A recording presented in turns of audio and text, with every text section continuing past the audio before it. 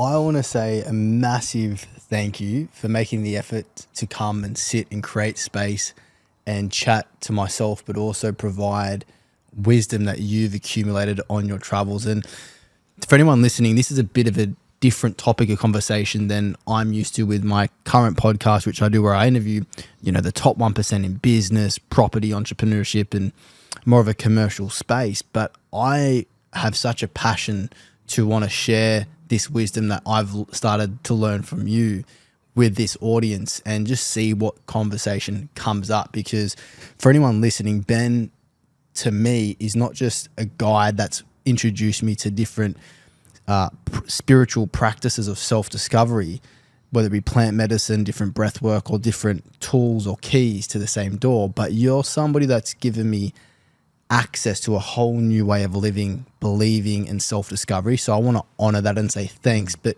provide a space to share your wisdom, because it's, mate, out of all the people I've interviewed and have gained wisdom from, there's leaps and bounds, and what you've given me access to supersedes any course, book, personal development program that you could do. So thank you for your time. And I just want to acknowledge that and say, guys, if you're going to listen, tune into what Ben's going to share and teach, because it will and can change your life. And don't do it for us, do it for you. So that's how I would like to open and just say thank you, Ben, for the massive impact you've had on my life. And to introduce you to, from my perspective, it was, I started working with you, 2 years ago now? Yeah. And the way I would describe you was you created a space for me to go through a spiritual journey inwards to discover myself. And since then, life has never been the same. And we were in Peru together, where we got to experience plant medicine at a whole another level. So you were that guide for me, and a guide in the way that you've been on that path yourself and have done the work and now can hold space for others. So thank you, mate. And I'm going to now give you the reins to introduce yourself and just share your journey. But I just wanted to open that up, because there was Dan before Ceremony and Ben, and then there's now this new Dan. And mate, it is chalk and cheese, and just the amount of abundance of self-love and gratitude I hold supersedes any success, material wealth you could have ever dreamed of. So mate, thank you. Welcome. And I hope you can just feel the energy, because it's truly transformative. So welcome to the podcast. Thank you for having space and for sharing your cacao with us, man. So I'd love if you could just introduce a bit about yourself, your journey, and how you came to be this man of great wisdom. Yeah, bro, I'm lost for words. Thank you so much for that introduction. And yeah, I can really feel that, and really grateful that, that I have been able to play a pivotal role in what it is that it makes you who you are now. Because I still remember that first ceremony that you came, and the smile on your face as you were leaving, and just sitting outside and just looking at the sun and sitting on the earth, and just the smile for hours. And I remember you saying, nothing's the same. Nothing's going to be the same. And I was like, welcome, bro. Welcome. Well, I think that's a good place to start. What is ceremony, and what is it that you do?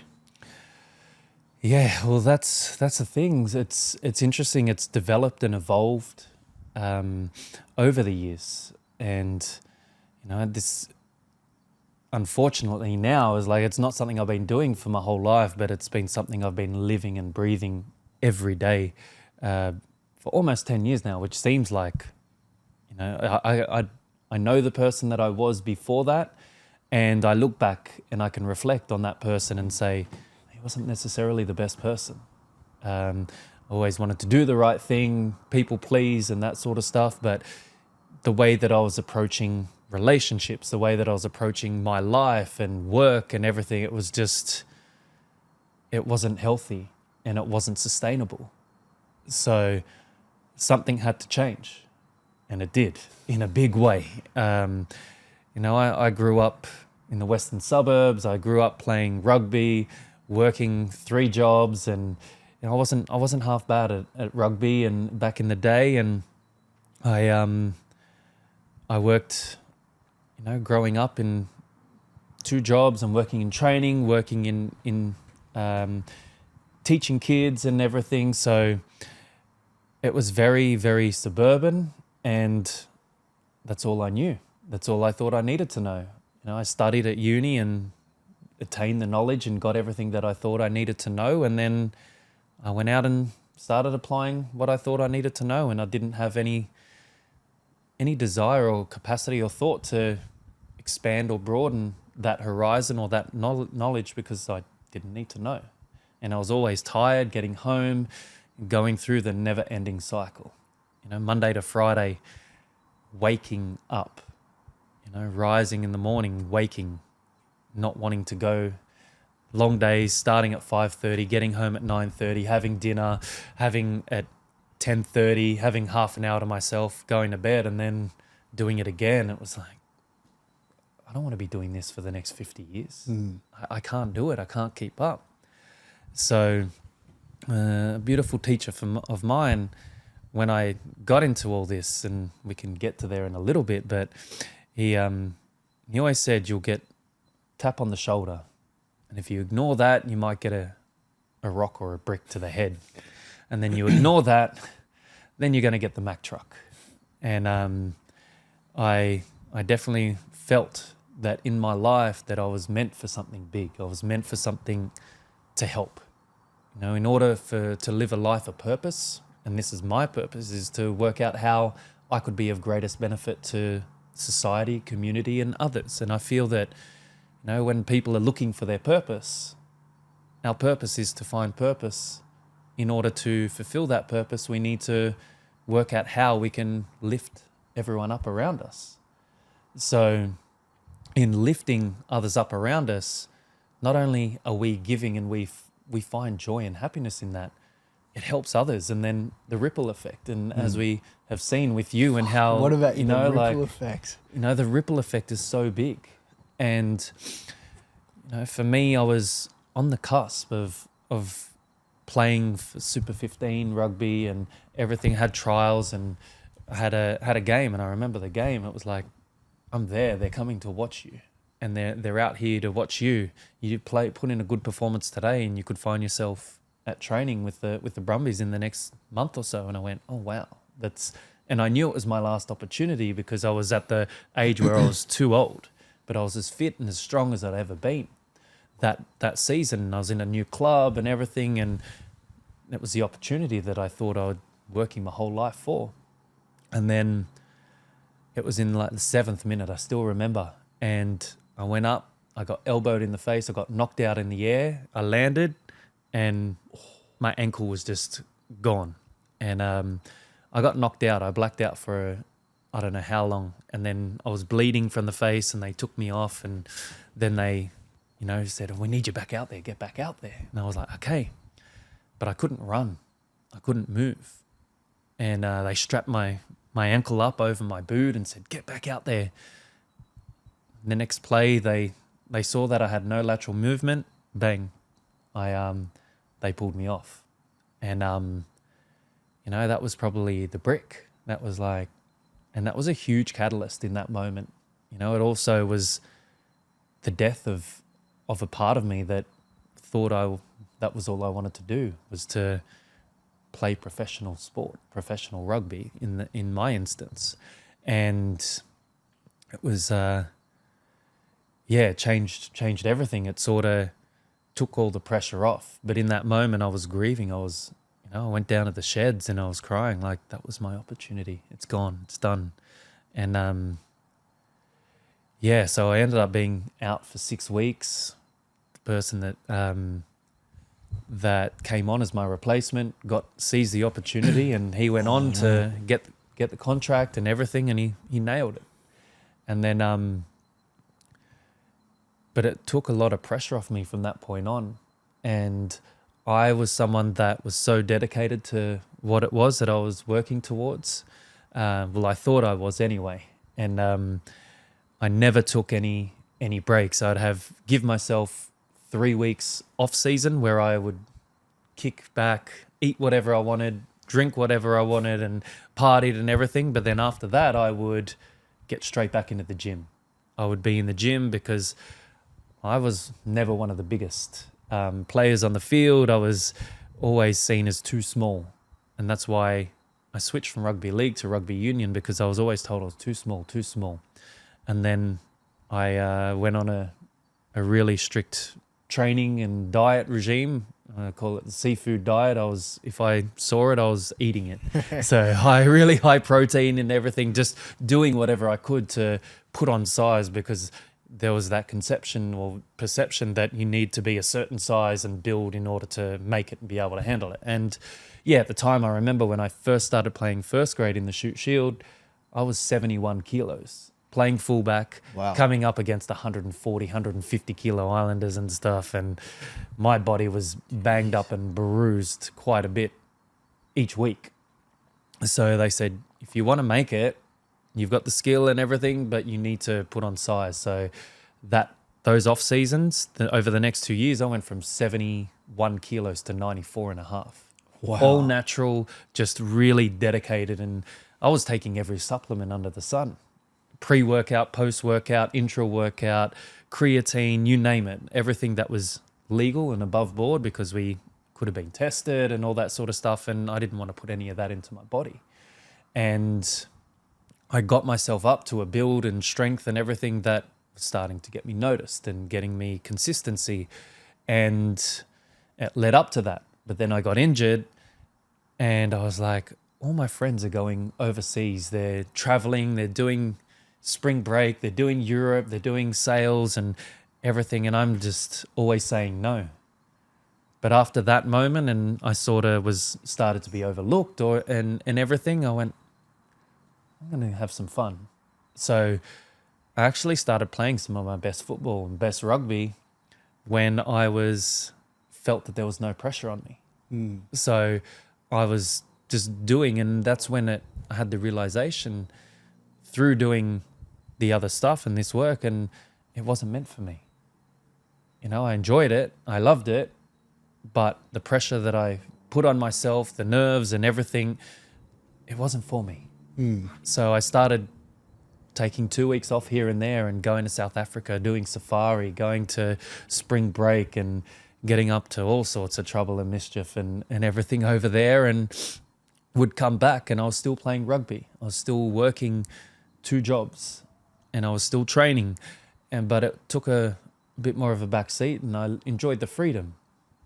And then I still felt that I wasn't living in purpose. And I was like, okay, just still enjoying having fun with my mates, going out after the games and everything. And it was one game, and I've experienced slow motion twice in my life. Like proper slow motion, everything just slows right down. And this was the second time. The first time was when I almost died. Like literally I was millimeters from death, and it was in Hawaii. And I'll share that story quickly. I was going into a hike with a couple of the locals that I met, and we were hiking up to this waterfall, beautiful place. It was just pristine. And they were telling me to smile and take a photo because I was actually over there playing rugby sevens tournament and stayed on for a little bit after. And I smiled and I saw their face and everything just slowed down, and they went, and I felt this brush over in the back of my hair, and I had one, like my hair was cut short. It was one, it was like a buzz cut at the back, and I felt my hairs just, and I went, what was that? And their face was, and a boulder had fallen from up high and it had brushed my head. Wow. And by the time I realized what had happened, the boulder had already splashed in the water behind me, and they went, what the fuck was that? And that was the first time I went, whatever's out there, thank you. I don't know, I shouldn't have been here. That was the first time. The second time was on the rugby field, and I was playing, and I remember getting the ball and diving for the try. Must have been a pothole on the field or something, and I felt my foot go into the divot, into the pothole, and I felt this crack, and I had 2 players tackle me from the side, and then everything sped up again. And when I dropped the ball because I felt this yank, and I was pissed off with myself because I dropped the ball over the try line. I was like, damn. But then I looked at my foot, and in that slow motion, I was thinking to myself, oh, this doesn't feel right. That didn't sound right. And then I looked down on my foot and went, oh, that could be, straight away I was in my head going, is my leg broken? No. Okay, no, that's 6 weeks. My ankle, that looks dislocated. It could be dislocated. How long's that? That's 6 to 8 weeks. I'll be back then, back running and everything. So automatically I'm in the process like, I've got to get back. I've got to get back on the field, got to help the team and everything. And I couldn't move. I couldn't walk, couldn't nothing. And they didn't have a stretcher, so they put me on a door, carried me on the door from the canteen and walked me off to the side. I'm like, no, don't stop the game. Just call the boys. Got me in the ambulance and got the whistle and everything, green whistle. And I got to the hospital. I had to cut off my foot, and it just started. I was like, oh, that's not my. Yeah, they cut my boot off, and that's not my ankle. It was my foot. And that was actually. I went into first minor surgery on the spot. They thought I was a motorbike accident because there was so much damage in my foot. And that was actually my first psychedelic experience. It was with Really? ketamine. They gave me ketamine instead of the full anesthesia and everything because they couldn't put me under, but then they needed something because they tried to put the foot back. And it literally, I remember it so vividly still. It was, I don't know if you've seen everyone's probably seen The Matrix when Neo first takes the red pill and he swallows it, and then they're on the computers like, oh, he's coming online, and then the silver or whatever it was starts running up and out of his mouth and then consumes him, and then you hear him like start yelling, and then it goes into that computer distortion sort of sound. That's what happened to me. That distortion and everything, and then everything was confining. It was like I was on walls, and then everything was confining on me around me, but it was all completely black. And then I popped out of it, and I was floating in the air, and angels were swinging and flying by me with these white, it felt like towels or something, and it felt so nice and warm and everything on my foot, and I was laughing, and then my arm was off the edge of a sailing boat in the Caribbean, it was Mediterranean, and I was laughing, and then the next thing I remember is waking up crying. And then I was back in the room, and I look at my foot, and it was all bandaged up and everything, and I was like, all right, doc, so I'm good to go. I got one of the boys' birthday parties tonight. I've got to go. And he goes, what do you mean? You're not going anywhere. And I went, what do you mean? He goes, you're not going anywhere. Brought up a couple of the x-rays. There's 26 bones in the foot. I had broken and dislocated 22 of them at least, and every ligament and tendon in my foot was gone. Wow. Torn, snapped, you name it, it was all gone. And he goes, with just no expression, no emotion, just so cold, and said, you're never going to go play rugby again. You're never going to run again. You'll be lucky to walk again. We still might have to amputate. What? And I started shaking with anger. And my parents could see it. The nurse could see it. And the nurse said, you know what, doc? I think there's someone just in the next thing that needs you to go and see, because I just felt this anger. Basically, he was telling me that that was an identity. That was who I was. Living, breathing, training, football, everything. That was who I was. And he was telling me that I couldn't do any of that anymore. And I couldn't accept it. And yeah, from that, I was in hospital for the next week and a half, and then I couldn't handle it anymore. So I said, I need to go home. And they're like, well, you need to stay home. You need to keep your foot elevated and everything. You can't move. Your foot has to stay up. And I'm like, sure. I'm good. I found someone that had a scooter, a 3-wheeled scooter, and I was back at work. I was getting around the halls and everything on my 3-wheeled scooter, going from place to place where I needed to be. And work actually kept me sane. And I was so grateful for working because I had never sat with myself. I'd never been alone by myself with my thoughts and everything. I was always on the go. And I started to notice and see these cycles and these things play out and how they had played out in my life once I started to really embark on this journey. But yeah, I just lost everyone. I lost everything. All those mates and everything that were there. You know, when you play for a team or play for footy and The footy boys. yeah, the footy boys, like we're brothers. When we playing injured, playing, you know, concussed and everything because you didn't want to let your team down. And then when I needed it the most, there was no one there.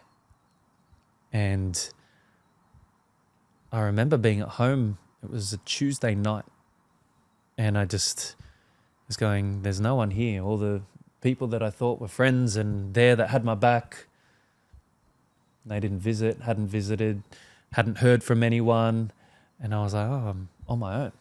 And I had a bottle of vodka and I was looking at it. You can drink that and feel sorry for yourself. It's okay. You're allowed to. Look at what's happened. It was this conversation and dialogue that was playing out in my mind. And then I snapped to it and said, no, focus on what you can do.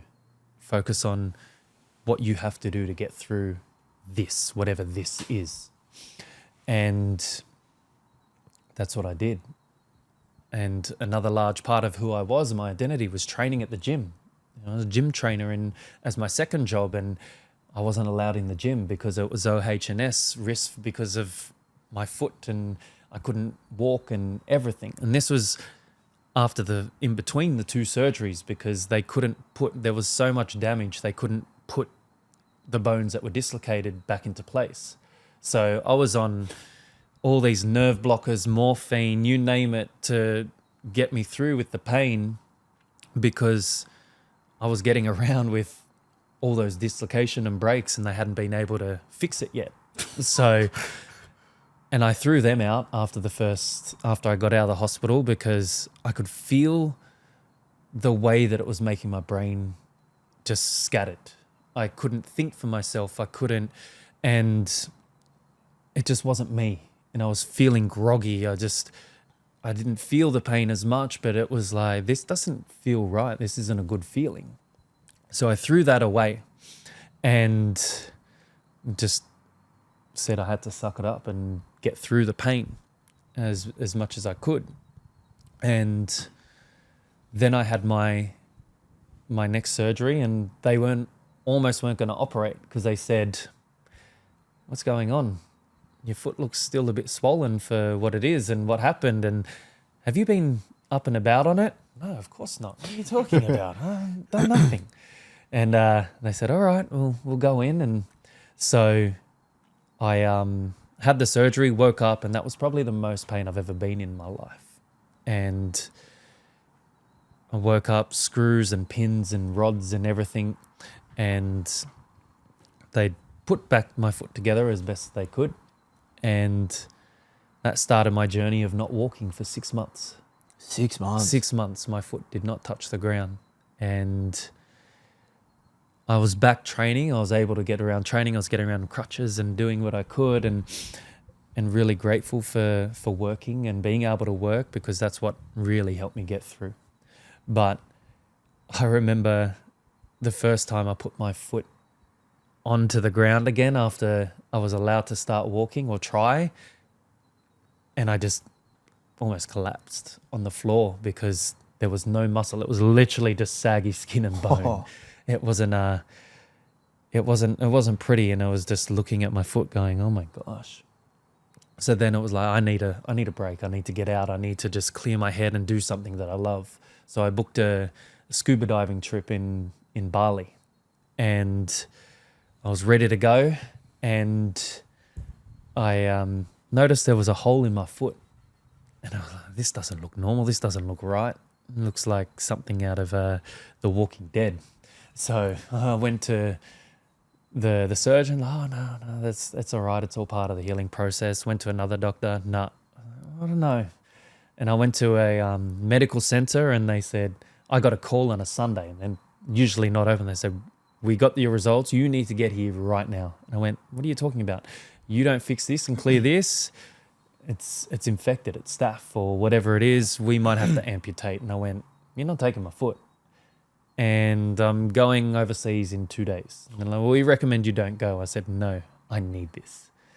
We will give you this medication. If it doesn't work, then you'll be in hospital, and we'll see what happens from there. I said, the medicine's going to work, and I'm going to Bali. And that's what I did. And the medicine worked, and it healed up, and it was just the reset that I needed. And I went with a good mate of mine, and it was just the two of us, and we had a great time scuba diving, snorkeling, exploring the islands, the smaller islands in Bali, and got back. And I'd always have these conversations with one of the boys I got my supplements from. And he had a protein shop and everything, and he'd been to Peru, and he'd sat with this ayahuasca. And I was like, what's that? I knew I wanted to go to Peru, and I knew I wanted to sit with that. And I would chat to him about it. And then I got a call one day, and he said, you know that thing that you're looking for that we talk about? And I said, yep. Well, there's something here that's popped up. Give this person a call. Don't name anything. Just let's see what happens. And it was like, okay. So I gave him a call, had a chat. Next thing I know, I'm going to my first ceremony. But in preparation for the ceremony, make sure you wear all white. Make sure that you eat vegan. No meat, no dairy, no, like, what the fuck am I going to eat? This is going back 10 years ago now, before veganism was a thing. And it was like, what am I going to eat all week? I don't eat salad. I eat meat, and I eat my dairy and everything. But I managed, I did it. I was like, okay, if I'm going to do this, I've got to do it properly. So we drove to this place, and I get out of the car wearing all white t-shirt, white pants, and everyone else is white, and looking at myself and looking at my mate and just going, what the fuck is this? Okay, we'll roll with it. And then people were coming up, and they were so open, so friendly, giving me a hug. Hey brother, how are you? It's like, oh, hey mate, how are you? What's going on? I look at him like, is this a fucking cold or what? Like, what's going on? And like, no, it's all good. It's all good. And so I just went with it.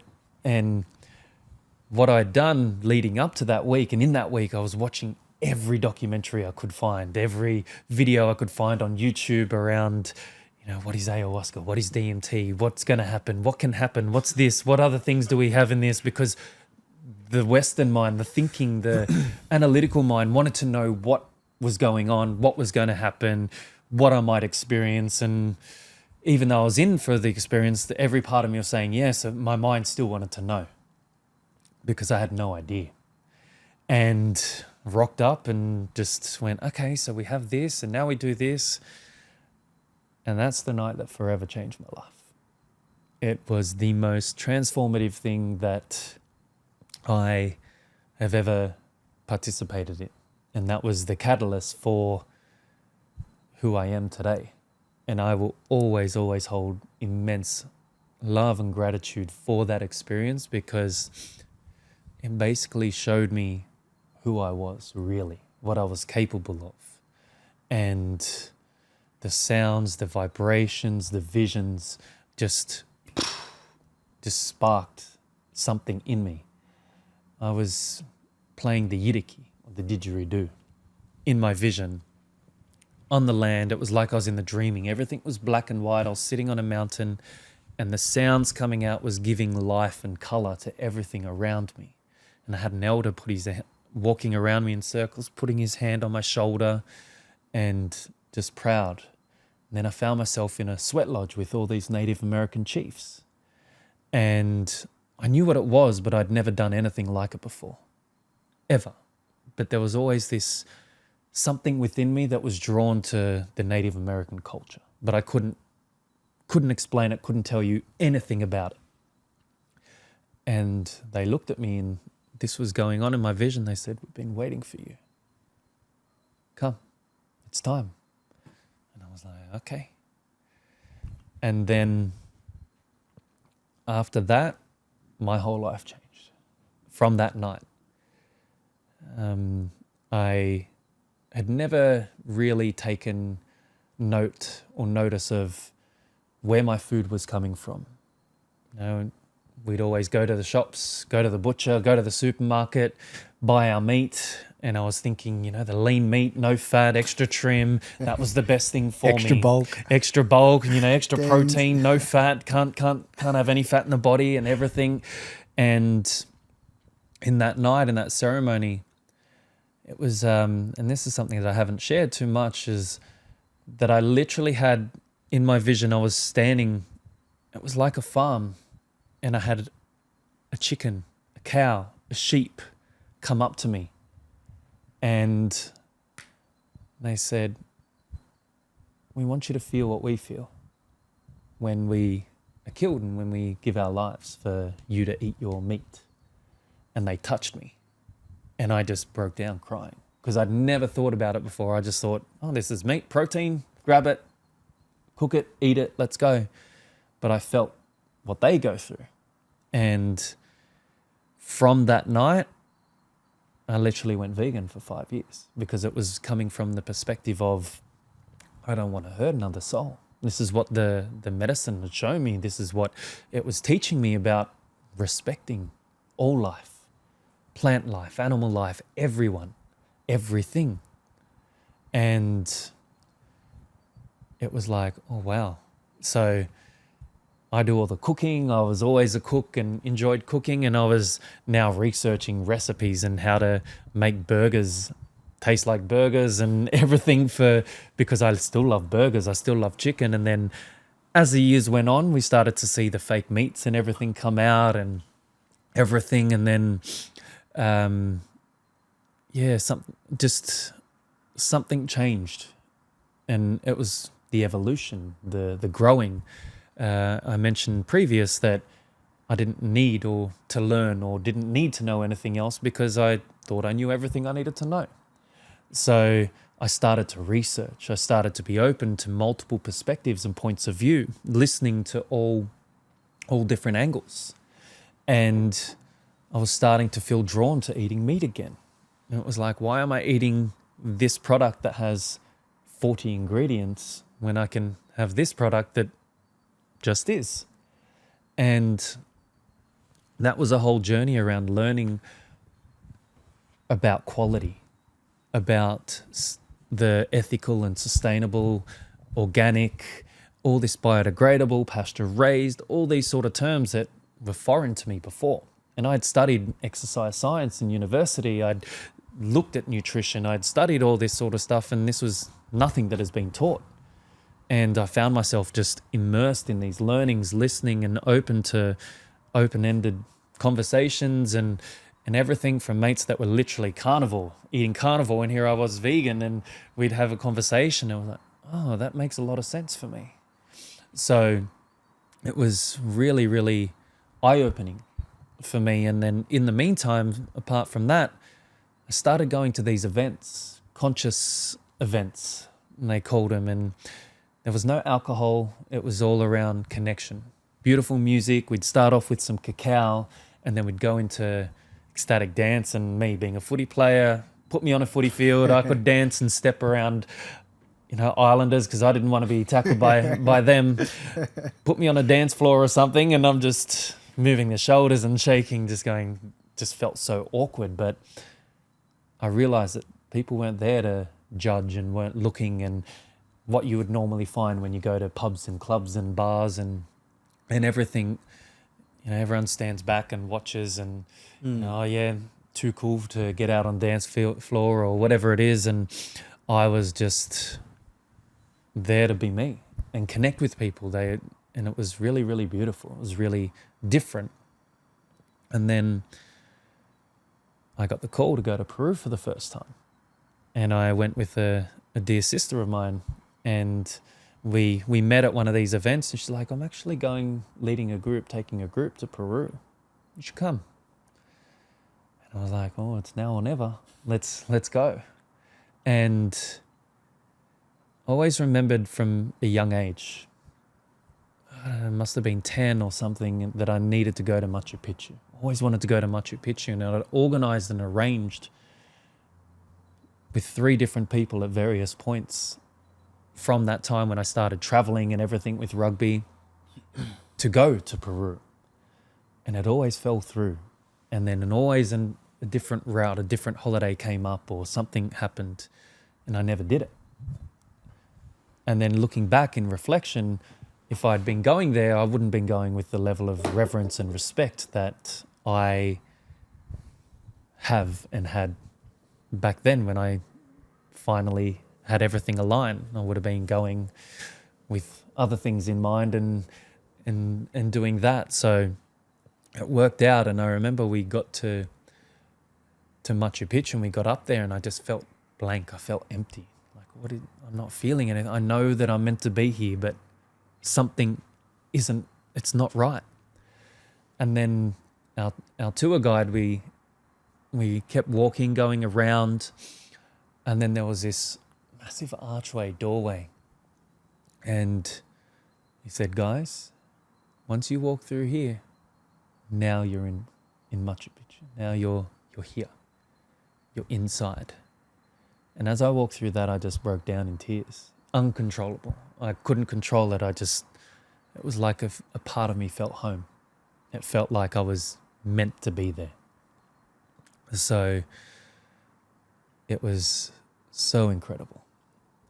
And then it was like that time went in a blur. I sat with my first ever wachuma, San Pedro ceremony, which is the masculine to what the ayahuasca. So ayahuasca is known as the grandmother medicine, and it's feminine, but it's medicine for the mind. And the wachuma, which is the grandfather, is medicine for the heart, which is the opposite to how we normally operate. Men are normally more mind dominant. The women are more emotions, feelings based. So these medicines flip and they work with the opposite. So it's creating a synergy and balance within our being, within our spirit. So having experienced that, it was just so transformative. And came back home and went straight back into work and into training and everything. I wasn't playing rugby anymore. That was gone. I was going to these events. I was going to where I knew these people and connected with these new friends that I made. It was sort of that old group I sort of left behind, and I was going to Bondi Beach. I was driving from the western suburbs to Bondi Beach every Saturday and Sunday, and sometimes I would go and sleep in the car or sleep on the beach on Saturday night because I just knew that I'd be right back tomorrow. So why didn't I just stay out here? And I didn't know anyone. I would walk the beach. I'd go to the cafes by myself. I'd spend a lot of the days by myself and the nights by myself, just trusting that that's where I needed to be because I would find my tribe. I'd find my people because there's no disrespect, no love lost from my mates or anything like that I had come through rugby with and school and everything else. But it was like I was being met with criticism and judgment and everything because I wasn't really drinking anymore. I wasn't really going to footy or anything because there was sort of, it was hard. It was still raw having that taken away from me. So yeah, I was just going out by myself, spending all day on the beach and just sitting a lot of time in contemplation, reflection. And then after a while, my tribe came and I met a beautiful group of people and started to get invited to lunches and dinners and their places. And before I knew it, it was 1 a.m., 2 a.m. on a Sunday morning or Monday morning, and I had work and had to be up at 5. So I was like still driving home back to the west, and it was a 50-minute drive, but I was so full. I was so happy. And I went back to Peru again, and I'm going back to Peru again. And then after that, there was this gathering in Ibiza in Spain. a gathering of elders. It was the first one of its kind. Elders from all over the world were gathering for 4 days of ceremony, of sharing, of wisdom, knowledge, and of all places, Ibiza. When I heard of Ibiza, Wow. I thought, now that's where you go to Party. really party. But then what was on the other side of that partying was this really deeply spiritual, energetic vortex. And this event happened, and these elders that I connected with from Guatemala, from Mexico, from North America, from New Zealand, just blew my mind. And I'd connected with a few in particular, and they said, "You're always welcome. You have a place in my home." And I was like, "Me? Really?" And even the way we found out about that was just random. It was just by pure sheer, you would call it chance, coincidence, but looking back now, there was none. It was exactly as it needed to be. And went over, and I was like, you know what? I'm going to follow up. There was an opportunity to go to Mexico with some of the elders. And we went, and it was 2 weeks through Mexico, going to the desert, the most sacred part and of Mexico for the Radica people. And going to the desert. Is that the natives, the Radica people? Yes, and doing ceremony out there with their cactus, with the peyote. And we went to Teotihuacan, the pyramids of the sun, pyramids of the moon, just outside, an hour outside of Mexico City. And we had Nana Marina from Guatemala come along, and she joined us for the first week. And she said to me, I still remember the day back we're at the Temple of the Sun. She said, I had a vision, I had a dream of you last night that you were going to go back, that you were going to share the cacao. And I was like, me? Really? And she's like, yeah, you're going to take it back. And then she shared with me the blueprint of to cook it, to prepare it, how much, and so forth. And I was like, okay, I'm going to do it. If you think and feel that I should be doing it and can be doing it, then I'll do it. So I got back and I said to T, we'd just started seeing each other then. It's a whole nother story about how we met, but it was around once you get into alignment with what you want and get clear on what you want, then that'll come to you. So I said, I met this Nana Marina from Guatemala. Her family carries and works with cacao, ceremonial cacao. And I'd only ever been to one ceremony before that. It wasn't a thing all that time ago. And she wants us to work with it. And I was like, okay, so we'll do it. I got some cacao from her and from Guatemala and cooked it up and prepared it and said, well, I feel that if we're going to introduce it, if we're going to do it, we've got to do it the right way. And we're doing it to here, bringing it here onto this land. So we went to Botany Bay. We went to where Captain Cook first stuck the flag. And there was 4 of us, Talia, me, and 2 of our friends that we sat in ceremony. And it was just all about offering.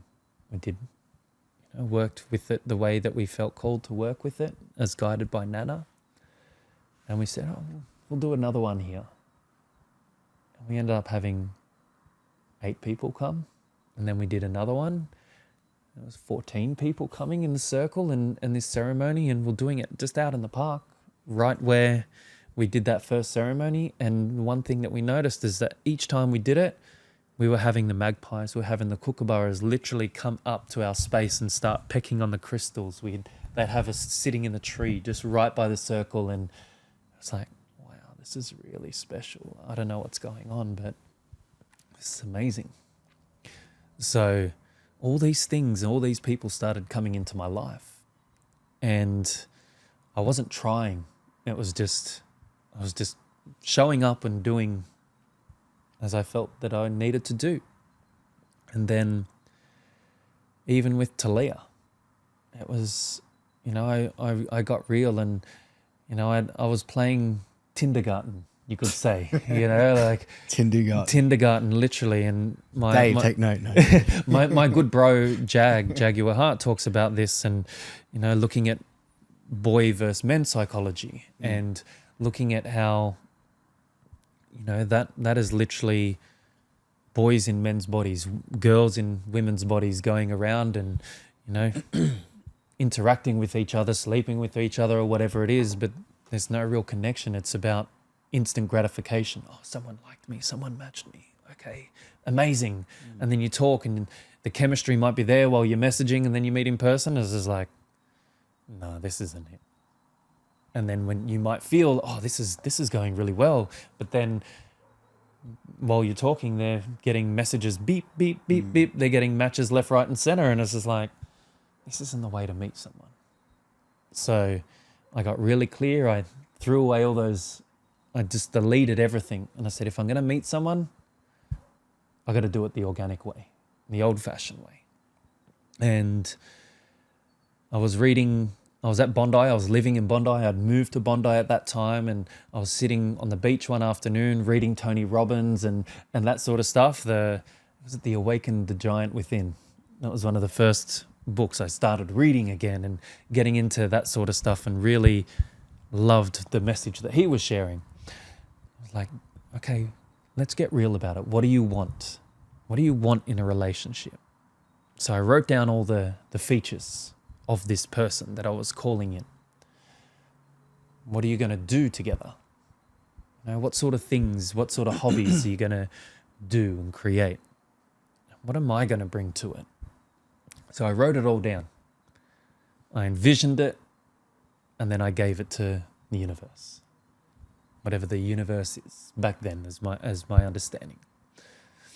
And then sure enough, 2 weeks later, by chance, I was going to a song circle where we would go and sing the medicine songs. We were learning medicine songs, and there was no medicine or anything. We're just learning the songs because they hold a frequency and vibration in themselves. Wonka donka.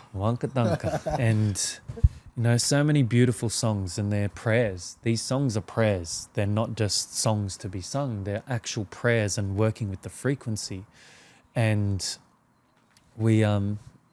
in walks one of my mates, and with this girl. And I was like, oh, wow, she's beautiful.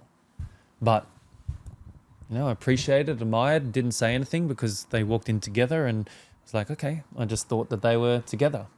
And then we went for dinner. We went to my mate's restaurant close by, and we were going there with the intention, the three of us, to eat. We ended up spending 3 hours talking in the back of the kitchen, talking with him because he was very much on the same page and everything. I was like, oh man, we came to eat. And he goes, bro, the kitchen closed like 2 hours ago. There's no food, no more food tonight. I went, oh, all right. But the conversation was just, it was really incredible. And, as we got to running into each other more, and she just became in my field and started talking. Then I learned that she wasn't with that person, and I was like, oh, okay, and just didn't think anything of it. It just happened and unfolded organically. It wasn't just trying to push or pursue or anything. It just happened. And I remember we went to a concert, and we actually had some of this in my pocket, the Palo Santo. And when we went to the concert, everyone's always drinking. There's always, different substances. I know because I was there. And I took this out of my pocket and started burning it because I started to learn how to protect my energy. I was learning how to protect what is mine. And it's not just my physical body, but it's the energy field that extends beyond my body, and learning to protect that. So I had my lighter, and I was lighting it and smoking it and just using it and everything. And I look around, and it was T and me together, and there was like a field of space around us. And we're in Enmore Theatre, packed out at the front of the mosh pit, and there was like space. I could have spun my arms around like a helicopter. There was no one around us. And I said, have a look at this. She's like, what the hell? This is so strange. And every time I'd light it up, and it had a really nice smell, as you know, and people next to me started asking, "Oh, what's that? What's that?" At first they thought it was a blunt, they thought it was weed and stuff. And I was like, no, it just smells really good. It's for protection and everything. Like, "Oh, can you do it for us?" And I was like, "Okay, yep." So I started doing that, and then went away and went on this trip with this journey and learning and time with the elders. And it was just like, I'm there to do my thing. You're here. I'm gone for a month or whatever, but we'll see what happens when we get back if you're keen. And then no expectation, no attachment. Just let it go to whatever forces were in control of that. And lo and behold, we come back, we reconnected, and what is it, 8 years later and 2 kids later, it's just unfolded all organically, and it's so beautiful. But I digress. And we started doing these ceremonies, we started doing this work, and it was when I started cleaning myself up, looking at myself. These ceremonies were really allowing for me to internally reflect with how I was thinking, how I was approaching life, how I was approaching situations, how I was showing up for myself, for my partners in relationships. And I remember I was in New Zealand, and I was still drinking at this time. And it was like I was New Year's Eve, ready to party, go out in New Zealand, let's see what happens. And I was getting something to eat just to line the stomach, as we did back then, and get ready for a night of drinking and partying and whatever else. And I literally picked up my drink, and this voice hit me from the side. It was my voice that I heard, but it was like, "You're done." And I was like, "What the fuck was that? What was that?" And I was like, "No, it's New Year's Eve. I'm going to drink my drink." And it said, "If you want to do this line of work, if you want to share this and walk this path, you put that down." And I smelt it, and it just became repulsive, revolting. Put it down, haven't had a drink since. And that was going on 9 years ago this year. And congrats, man. For that, like what the Australian culture is, what the American culture is, the culture is around drinking. Turn 18, you drink. 21, drink. 30, drink. All these milestones that we celebrate and that we acknowledge is done so with alcohol. But I started to see and learn in that time, since withdrawing from it, was using and seeing how using alcohol as a coping mechanism, as a mechanism for escape. Because we're obviously doing something and we're trying to suppress things down. And then we drink and all these emotions start flying out. We can't control it. But then we go very primeval, and started to learn around the spiritual and energetics of alcohol and what it does when we drink. And you look at the words and the etymology, and this is all things that I started learning and started coming to my field. Etymology of alcohol, alcohol. They call it spirits, because when you drink, you're invoking spirits into your body. And once I was hearing this sharing, it took me back to all the times when I was drinking, when I blacked out, no control, no awareness. And I could see that every time I drank or I was around people that were drinking, their eyes would go to the back of their head. They weren't there. They were on autopilot. But then their behaviors became very, very primitive.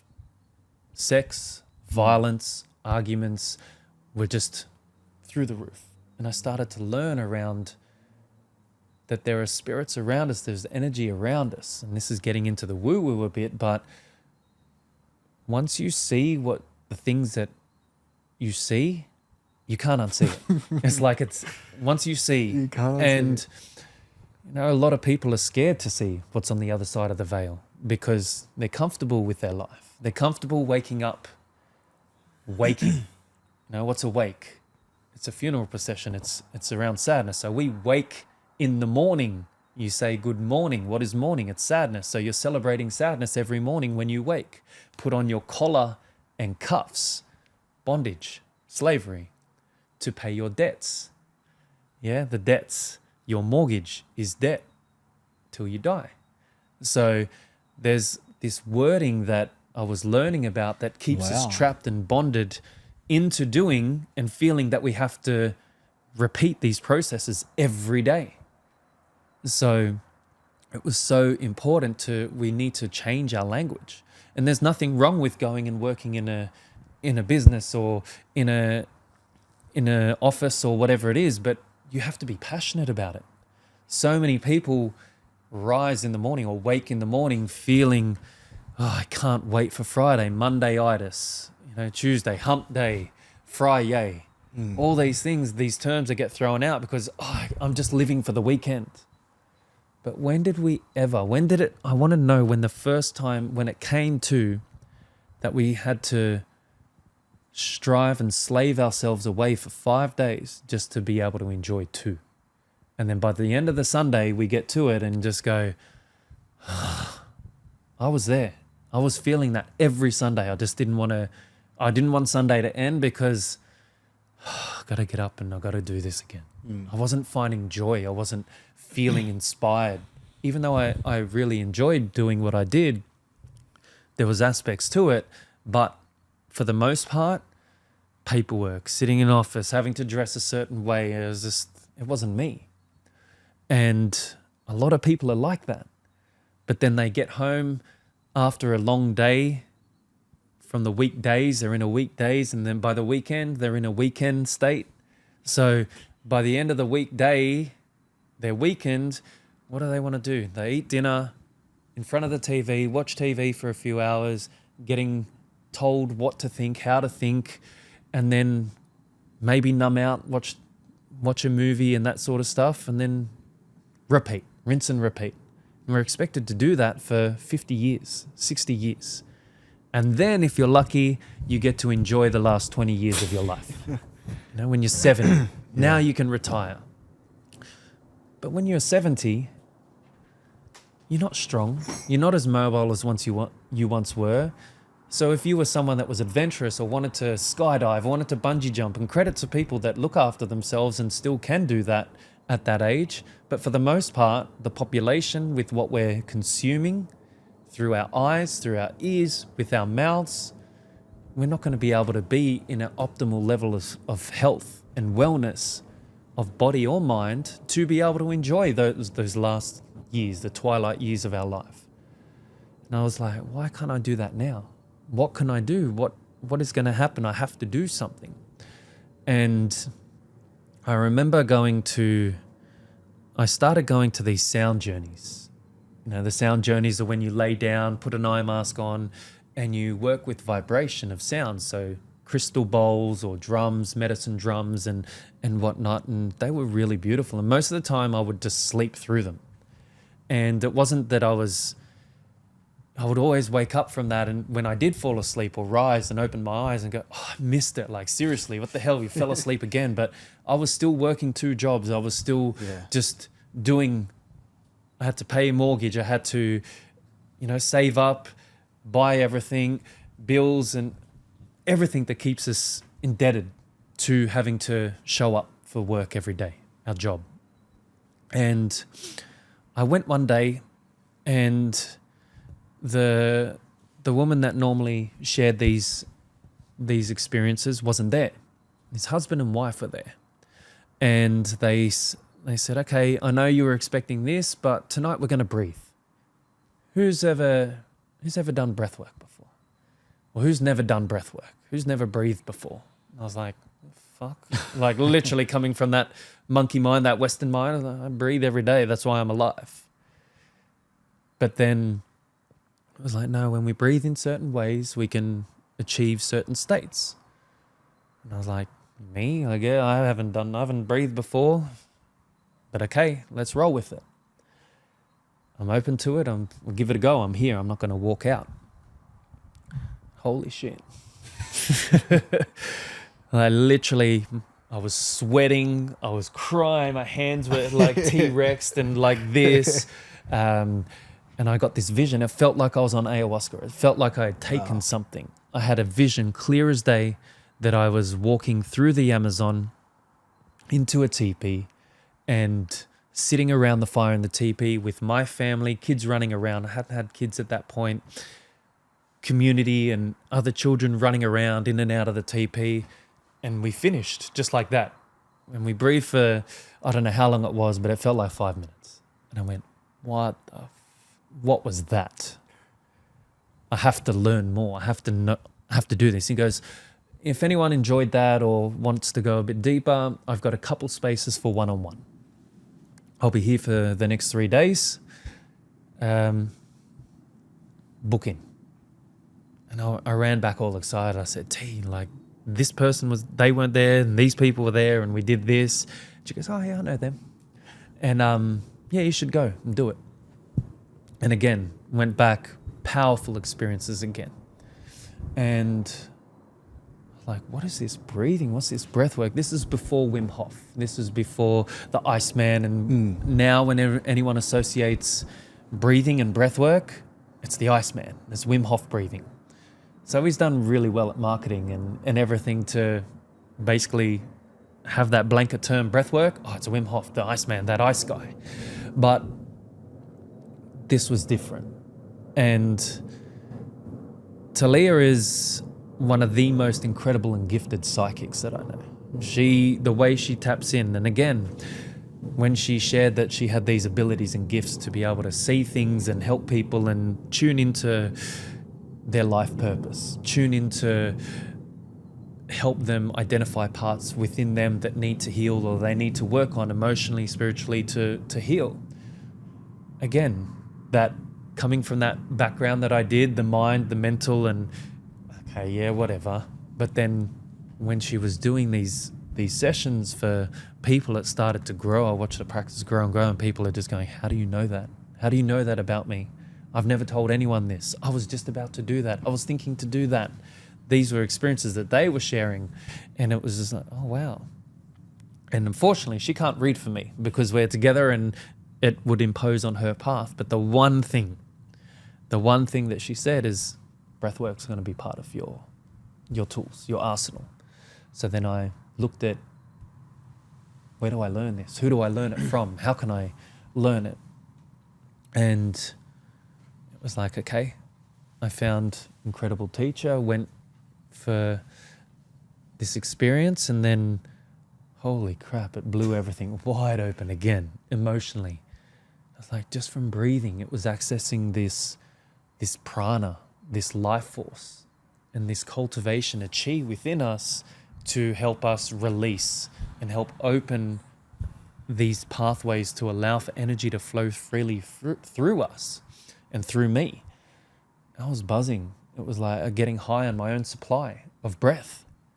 And it was just amazing. So I went through 1, 2, 3 levels, and to the point where I was able to start sharing it. And I started working it. I was sharing cacao ceremonies, sharing this, and just seeing how it really helped transform people. I just wanted to share that because I knew the difference that it made in my life. It was allowing me to inner stand and observe and witness the relationship that I had with my parents and how that dynamic had played out and the reasons behind that dynamic. And it allowed me to look at what I had been doing, what was my role in this, and taking responsibility. And that's what doing this work is. That's what sitting and laying and being in these ceremonies allow one to do. It's a space and place for introspection. So all these opportunities started opening up. I went to South Dakota. I spent time with Uncle Liz, Chief Black Spotted Horse, on the reservation in his home. Spent the week with him. And then I was just there to listen, there to learn, just observe. And I'd never been in minus 27 degree temperatures before. The moment I'd step outside, I was literally frozen. I've never experienced, I didn't realize it could be cold like that in snow and everything. And I'm like, okay. But then I started to adapt. By the end of the week, I was able to go outside for longer and longer and just be comfortable and happy being outside. because the snow at night and everything, and the snowstorms some nights was just crazy. And he was asked me to do a job, and I did it for him, and he had 2 eagle bone whistles. And at the end of the week, it was my last day, we were going to the airport, and he said, "Do you know what this is for?" And I knew what it was, but I didn't. And he goes, "You're not ready yet, but one day, soon." And he gave me the eagle bone whistle. And he said, you'll find someone back home in Australia, and they're going to help you make it into a whistle.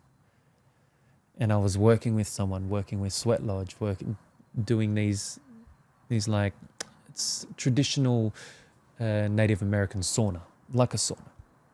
And that I was working with here, and found him, and he helped me. And yeah, it's just this evolving and just unraveling of just these experiences, meeting the right people at the right time, not going out and seeking anything, but just being willing to show up. And when I show up, just the synchronicity, or the person just comes into the path, right place, right time, right moment, connect, and just, "Oh, you should come here. Oh, you should come here. Let's go here." Or, "I do this and I can share this." And it's just been magical. So from doing that and learning about these traditional practices and places and ceremony, what is ceremony? How do we conduct ceremony? How do we conduct ourselves in ceremony? What is the purpose, the meaning behind ceremony? So through my travels and learning and spending time with the elders in their places, with their families and their homes, we participate, we share, we support them. And that wisdom that we learn and acquire, we then bring back and share with everyone here, or wherever we are, and wherever and whoever feels called to. And a lot of the things that we do is we share, it's word of mouth. We might share a little bit on our socials here and there just to try and put it out there, but it never happens. It's just all organic. So I live this way now, and it was a dream that I had and a vision that I had. And when I first smoked the pipe, the chanupa, the sacred pipe, and working with the tobacco, it said, be very mindful of what you're thinking, what you're feeling when you're inhaling and blowing out the smoke here. Because whatever you are is done. It'll happen. I was like, oh, wow. I was like, I want to live in South America. I want to have groups in South America. I want to go to bring people to Peru. And the last time I went to Peru, I had this vision that I was doing it and sharing it. I was helping my sister, supporting her with her retreat. And it was like, I'm going to have my own. I had this vision, I could see it. And I saw my son running around the temples, the Temple of the Moon, as a 7-year-old, running around and, wow. and everything. And I was like, oh, wow, I just saw this. Lo and behold, a year later, have a beautiful group of people come to Peru. We smoke and share that chanupa with a Kero shaman by the temple. Like, these are things that you could not imagine or even begin to contemplate catching with a camera or anything. You just have to be there. It's something that you have to be there, because the colors, the vibrance, the prayer, the ceremony, the intention, everything around is just so perfect in that moment. And took my family over there, and we lived there for the last year and been living there for the last year, between Guatemala and Peru. And people are you crazy? How can you travel with kids? I barely travel with myself, let alone with kids. And it's like, well, we've got to make it work. It's what we have and where we're at, and it's what happens, what needs to happen. And he was loving it. He was thriving. It was so beautiful. The experiences, the people, the depth of connection, the depth of learning, even more to then bring back and share in these spaces that we create back in Australia. And one of the most beautiful things that I love about Peru and these places is that you don't have to hide who you are. You don't have to hide your beliefs or your practices or anything, because you're there and you're accepted for who you are. And unfortunately, especially if we found it when we traveled back through the States, the US, through, the Western civilized societies and places, that everyone was just head down. Everyone was just disconnected from each other and the world around them. Everyone's just so busy focused on surviving. They're running on their adrenals, their adrenal fatigue, they're fatigued. They're in that weakened state by the weekend because they're just worried about living paycheck to paycheck. I was like, I don't want this for my kids. I don't want this for myself. I want to be there for my children, to see them grow up and help them be their best version of selves by showing up as my best version as myself for them. So it's so blessed. But it's possible if it's there for you. If it's what you truly desire, then you just need the courage to step into it. Anything that you want, there's an element of risk, and that's why they call it the hero's journey. The hero's journey is around and about you answering a call to adventure, answering a call to this desire and drive, this passion, this flame within you. But most people, when that phone rings, they don't answer because they're comfortable. They're getting by. They've got their comforts, their house and their car, and they get home and watch their favorite TV show and everything. But again, you're just doing that day in, day out. There's no sense of adventure. There's no sense of purpose, and there's no judgment towards anyone that does enjoy that. But my question to you is there something that is there within you that you've always dreamed or envisioned doing? Is there something that you've always wanted to do, but because of outside influences, told that you can't do it, you shouldn't do it? Oh, that's not respectable. That's not acceptable. A lot of the times it comes from the people close to us. It comes from our families. It comes from our friends. Oh, you can't do that. But what I've noticed is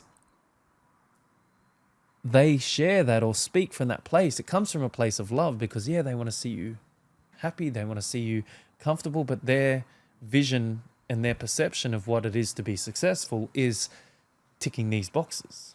Study, car, house, family, dog. Okay, you've made it. But are you happy? And this is one of the biggest things. In my journey, I was getting criticized. I was getting judged from, the people that I used to hang out with, and, he's gone all weird. He's like, this, that, and the other now. Like, he's just full, like, woo-woo hippie. and it was like, that's cool. That's your perception of me. But have you asked, am I happy? Because it was the happiest I've ever been. I was being me.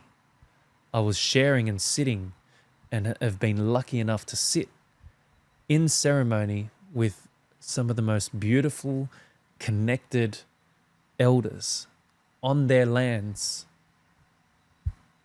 that I never would have thought if I just continued along my way. When I reflect and look back, and this is through years of introspection and healing and learning, it was like, was football. I thought I wanted to play rugby, professional rugby and that sort of stuff. Why was I doing that? And it was to seek validation from my father, because I never received validation from him growing up. It was only through scoring a try or playing well in footy that he would see me, that I felt seen. So it was like I thought I wanted to be this, and then I'd made it successful. He'd be proud of me then. But I realized that if I really wanted to be at that level, I would have done even more. I would have gone all in. I wouldn't be working 3 jobs, but I needed to survive. I would have done less time doing this and spent even more time training and being on the field. But I realized that path and that journey wasn't for me. So I wouldn't take back anything. I wouldn't take back a second. The learnings, the injuries and everything, because if I didn't get injured, it was my left foot, it was my kicking foot, it was everything. Because the stubborn egoic self within me was like, I'm gonna show that doctor, I'm gonna get back out on the field and I'm gonna play. And I probably could have been out on the field and run out on the field now, but am I doing it to prove a point? Am I doing it from a place of ego or doing it for a sense of achievement? Yeah, I did it. And it's like, it doesn't serve me. It doesn't serve with what I'm doing and what I envision, what I wish to share and how I want to show up. So, you know, these tenets and these experiences and what we do is like, there's nothing that I do for you. I haven't done anything for you except to create a space where you feel safe, where you feel that you can allow yourself to be you. I can't breathe for you. I can't trek for you. I can't drink anything for you. I can create a space where you can feel safe to do that you can let the mask, take the mask down, let the vulnerability come down and just see what's there within. So it's not about doing anything for anyone else. I can't make you do anything, but I can help create a space that allows you to explore that within yourself. So it's like this evolution of looking into spiritual health, looking into physical health, mental health, emotional health. It's these things that we can apply and take into whatever profession that we're doing, whatever that is our calling. You know, not everyone needs to drink ayahuasca and become yoga teachers. We've got enough yoga teachers. Like we don't need, you know, but if that's your calling, then follow that call. Some people, you know, and this is what I've had chats with my elders with, and we need people that are becoming more conscious, more aware, more connected to the earth, to the waters, to the earth, to each other. We need more people like that teaching in schools. We need more people like that going into the office. We need more people like that at car dealerships, whatever it is, wherever you are, knowing that if you're good at what you do and you enjoy doing what you're doing, you're living a life of purpose and passion. And when we're living a life of purpose, I feel that we're being in purpose when we're helping others recognize the purpose within themselves. So helping and lifting others up around us, that is being and having purpose. And there is no greater thing for a man, and as a man, to feel that you've got purpose. You know, it's like wherever I go or whenever I do something, it's like I'll rock up to someone's place and I never sit back. I don't want to just sit back and have everything done for me and let everyone else do the work. It's like, give me a job. What can I do? How can I help? You know, what can I do to help? Because then once you give me that job, I feel I'm going to put everything into it to make sure I do the best job. And I feel that I'm then in purpose. I'm giving purpose. Because when we're not in purpose, what are we living for? We're just living to exist. And then we're just waiting around till we take our last breath and that's it. So it's really, really important to know that you don't have to become a yogi. You don't have to do this, but you can employ those practices into your everyday routine to be the best version of yourself, so that then you create a space to allow others to be their best version of themselves wherever you work or whatever it is you do.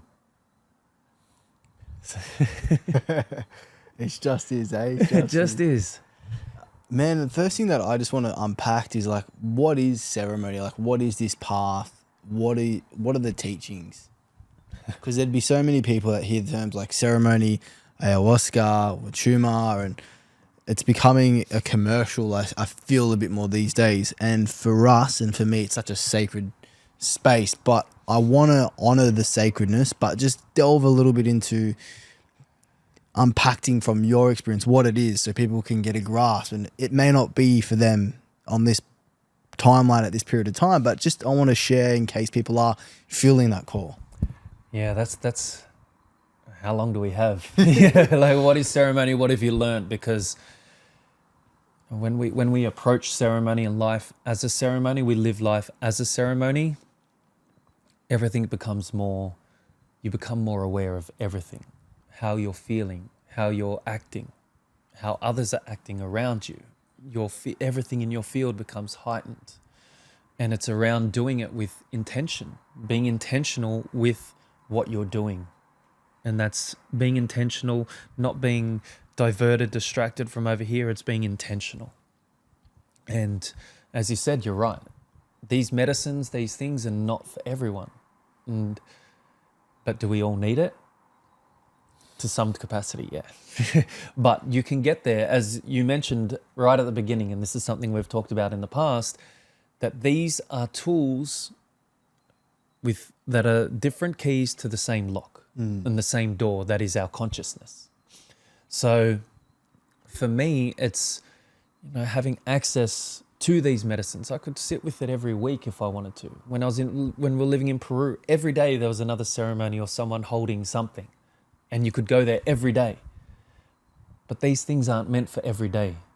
These are tools that you can use, and they are their own conscious sentient being. And I was having this conversation with a sister, and that works with a particular ceremony involving the rainforest, the Amazonian frog. And with that, she was learning deep in the jungle, learning the practices and the ceremony to self-apply and apply with others. And she's like, I don't know if I can do it because I don't want to hurt the frog. I don't want to do this. Like, I don't want to hurt anyone or anything. And that night she had a vision and a dream, and the frog came to her and said, you think you're hurting me? You think that, by doing this, it's going to hurt me? I'm a king. In this realm, I am the king. People look and revere and worship and honor me. So as long as you do that, then it's okay. And she was like, oh, okay. Off we go. And these plants are conscious. They've been given to us. They are natural. They grow all around us. And these tribes, how did they know? Who was the first person to find? Like, if you look at what ayahuasca is, it's a root and a vine. And of all the millions of species of plants in the Amazon rainforest, how did they know to find this, combine this one with this? How? How did they know that if they prepared and cooked this cactus in a certain way, that it would induce these effects? How did they know if they picked up this mushroom, that it would have this effect? And you start thinking that these people were so in tune and attuned to the world and nature around them, that when you slow and remove all distractions around you, nature talks to you. The animals might talk to you. And I'm not talking about a conversation like we are now, but it's like it comes as knowings. It just comes as this knowing. Oh, if I do this, or this one is this is this, or if I do this like this, it'll create this. So what these ceremonies do for me, and how I like to share, is like they're checkpoints for your life. That even though we have these tools available to us, they shouldn't be the first thing that you run to. For some people, we need it. We need that, that this is Sparta, and kicked off the ledge and say, you're in it now. Yeah. There's no turning back. Yeah. But not everyone has that capacity, that mental capacity. And that's why when we come with an intentional, we begin our day. It starts with beginning each and every day with intention and purpose. How would you say, the majority of us, and when we slip in, and I can say I still do it and slip up with this, since being back here. The moment you open your eyes, what's the first thing you do? You reach for your phone. You scroll through, go through that, and then you might have a shower, have a coffee, and then go to work. Sit in traffic, listen to the same thing, drive the same way. But what we need to do is begin every day with intention and purpose.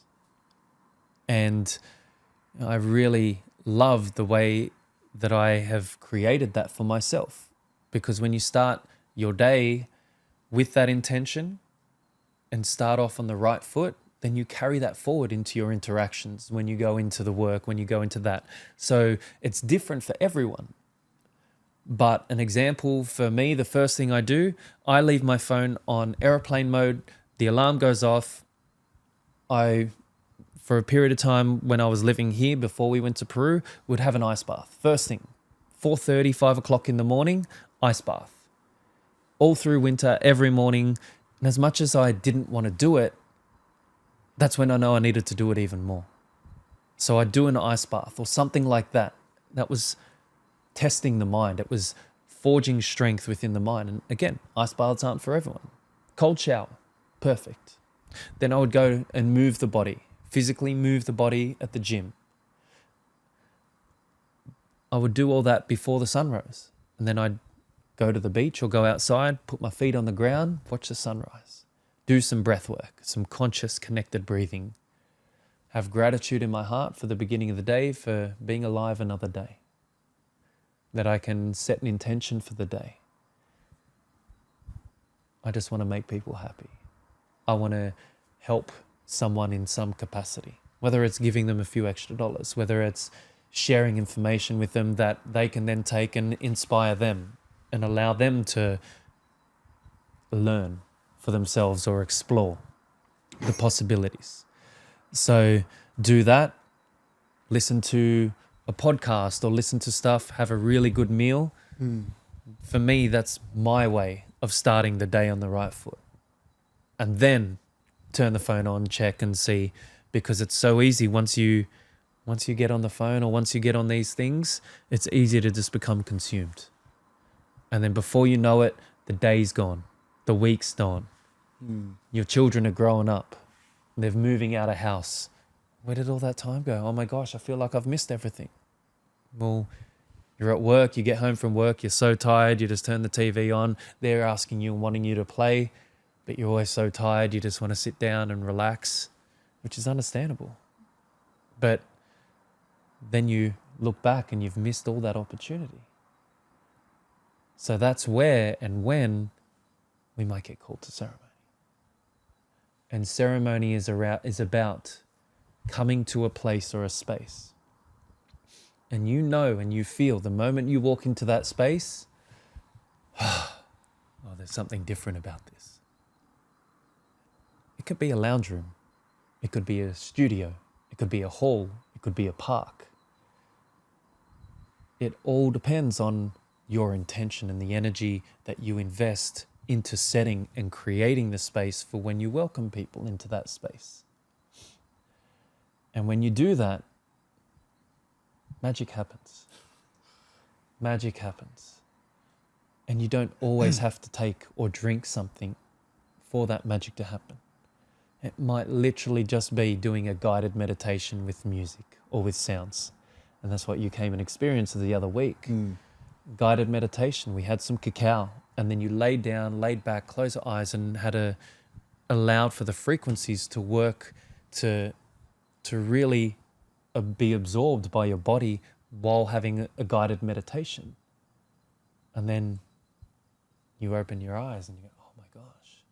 And the number of times people have shared that. Oh, I got the insight to do this just from laying down. I had a vision of this just by laying down. The key thing is about removing yourself and knowing that you need to remove yourself from the hustle and bustle and the just disconnect from you and your body and yourself in that going to work and that process, and realizing that I need to step out of this situation and just give myself a space to reflect. And sometimes that reflection can be amplified with the assistance of the plants. But sometimes it can be for the breath as well. And the breath is just as potent as anything else. And when, especially living in Peru, had access to all these plants, all these medicines, but it's not the first thing that I go for. I will go through and check in with myself, have conversation, have dialogue, communication with partner, with friends, reach out to brothers and other men and say, this is what I'm feeling right now, this is what I'm going through. And then again, if I'm still not feeling, okay, do I have a yes? Is it a yes or no? And I'll feel from here. It's not from here. Because sometimes the mind wants to have these experiences. And this is where, we go into what you're talking about, the commercialization of these sacred medicines, these ancient medicines that are here to teach us and share wisdom with us. These have the capacity to be a major catalyst to change your life. Change mine. I look at you and the person that you were before, not necessarily the medicines or these plants, but before you step foot and connected with Peru. These lands, walking on these lands, sitting in ceremony, listening to the teachings and the sharings of the keros, of the elders. And when we have our own space, and you're like, Benny, I just can't do it anymore. Something's different. It's all different. It's just completely different. My life is different now. It's changed. And I can't look at it the way I used to. It's because you're looking at it from a higher perspective. And you're realizing that, hey, this is how I was, but I can be better. I can do this and I can reach more people. I can help more people. So I got to do it. And not be worried about judgment, criticism, fear of failing or whatever it is I just got to do it. Fortune favors the bold. So when you just lean in and step up and step into the unknown, then that life that you've always dreamed of, that person that you've always dreamed of being with and sharing that with, will very much appear. It's not maybe, they will, because you're meeting the world with this whole new level of knowing, not belief and hoping, but a knowing that I deserve this, I'm putting in the work on myself, and I deserve to receive it because I'm so willing to give and share so much of myself. And I will meet someone that does that for me too. So it's about really putting yourself in to the unknown. That's why we do ice. That's why I do ice baths. That's why I do saunas or sweat lodges. This physically, it's hard. Recently I performed a rite of passage that they would do from the age sometimes of 8, and this is more traditionally the American, Central, and South American rites of passage, the vision quests. 4 days, 4 nights, no food, no water, in solitude. No more than 3 by 3 meters. And you're not allowed to move outside of that space. Sitting there, sitting with yourself, observing all of your thoughts, observing your feelings, your emotions. And it's just something that I love doing. I don't see it as, I have to do this, because you make a commitment. Once you step up and do this, you make a commitment to go all in. And I'm someone that goes all in. So I'm not going to half-ass something. If I'm going to put my mind to something, I've got to do it. So, and I want to do things the right way. So that's why these ceremonies, these circles, these things that I've done, I don't just go to one and then think that I can do it myself now. I want to do it the right way, receive the permission, receive the blessings so that I can then bring that and share that. But the way in which we hold ceremony, we create space is uniquely mine. I've received the blueprint from the elders, and then I do it and share it with my own unique expression.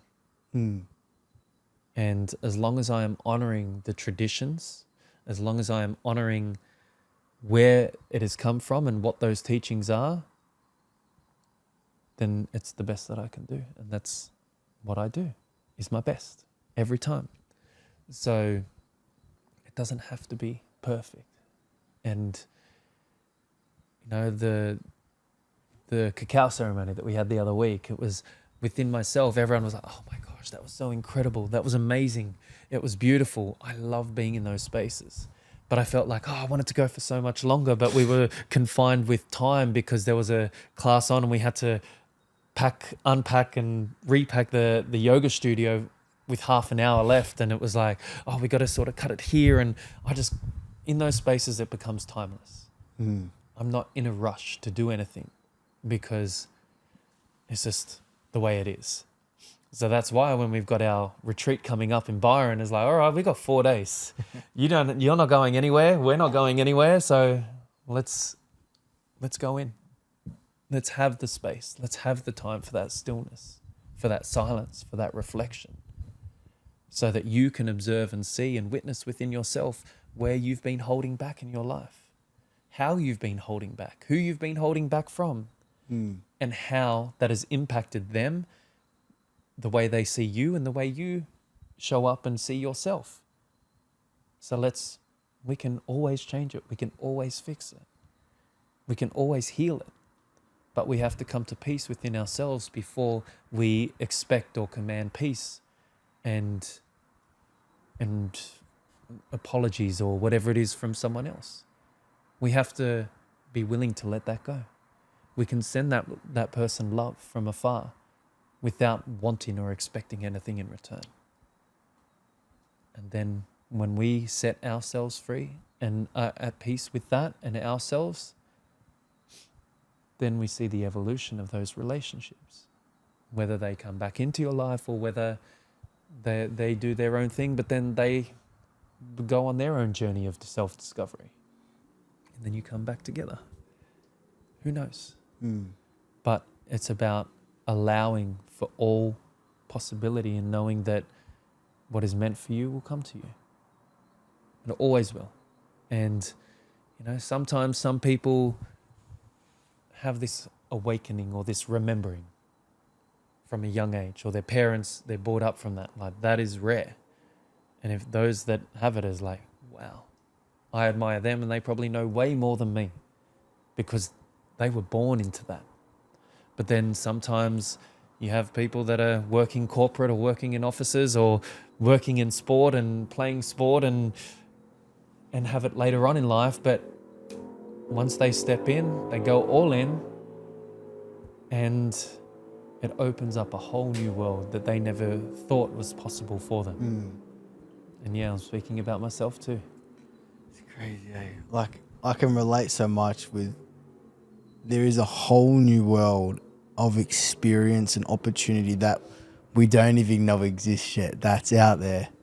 And I can just speak from my experience. The first ceremony I did with you was such a transformative, I can't believe what the fuck did I just go through, that completely changed the trajectory of my life in such a beautiful, positive way. I was just like, and I just thank you for all the love and space you've held, mate, and the stories and your ability to be open and honest with your journey, man, because it's, like you said, the ripple effects of this is so powerful. And for anyone going through a hard time or feeling they're stuck in a place and they're uncertain, there is hope, and there is always an experience out there for you that can change. You never, and I just hope that people can fully grasp that. And man, there's so much we could speak about, and I think there's gonna have to be another, not just 2 but 3, 4, 5, 6 episodes, man. And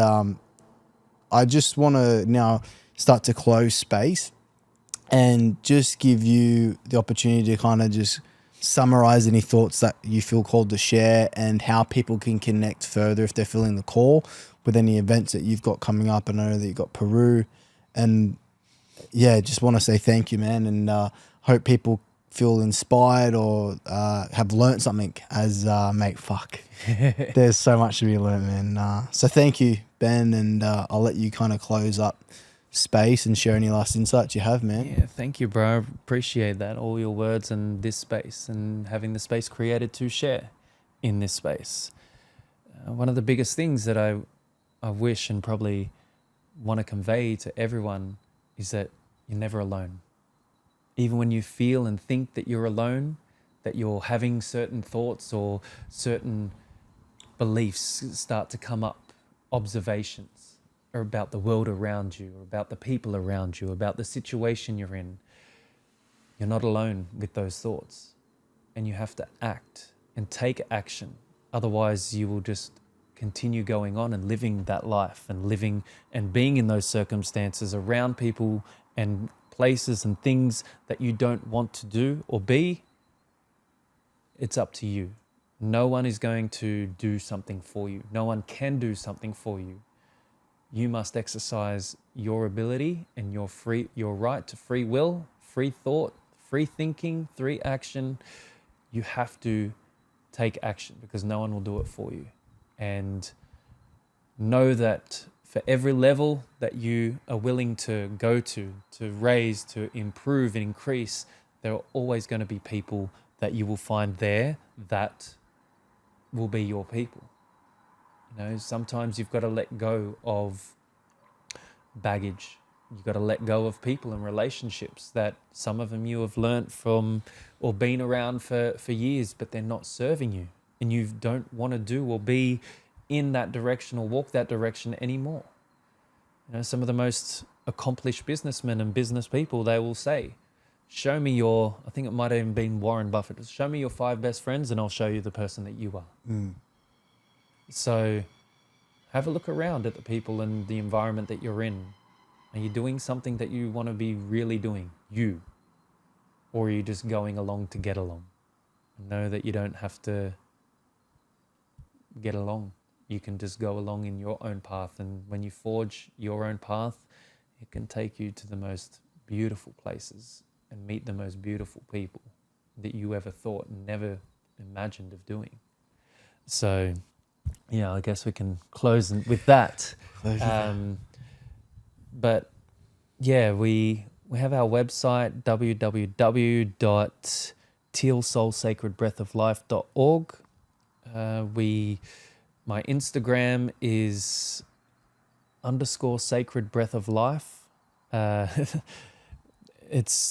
We're there, and again, we work word of mouth. We share. We post and share our events on there, but we always love a message. I always take the time out and want to honor people and share whatever I can with the time that I have, obviously with boundaries in place, to help guide and share as much as I can. Because if it leads you to coming to sit with us, then it's something that I don't take lightly. It's something that I really, truly appreciate and treasure and value. And you know that you're going to get all of me, everything that I can give in the way that I show up and know how to. I will do that so that you can get the best. So you get the best out of yourself.